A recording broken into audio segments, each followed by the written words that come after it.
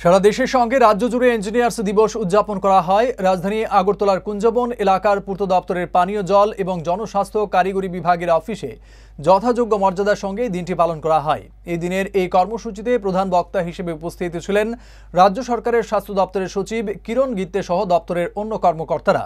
বক্তব্য রাখতে গিয়ে কিরণ গিত্তে বলেন, জীবনভর প্রকৌশলীর কাজে যুক্ত ছিলেন তিনি। তার সেই কাজের স্বীকৃতিস্বরূপ তার জন্মদিনকে ইঞ্জিনিয়ার্स दिवस हिसेबे उद्यापन करा है। हेल्थ सेक्रेटरी होने के नाते डॉक्टर से इतना सारा प्रोग्राम अटेंड करना पड़ता है। मुझे लगता है कि मैं इंजीनियर नहीं डॉक्टर हूँ, लेकिन साल में सिर्फ एक ही प्रोग्राम में इंजीनियर तो होऊंगा। तो बहुत अच्छा लगता है कि because I became engineer by choice. मतलब मेरा जहाँ पे महाराष्ट्र में मेरा गाँव है, उस गाँव के पास में एक बहुत ही बड़ा थर्मल पावर स्टेशन है। जब हम स्कूल से जाते थे, गांव जाते थे, गांव से स्कूल, तब हम डेली थर्मल पावर स्टेशन देखते थे।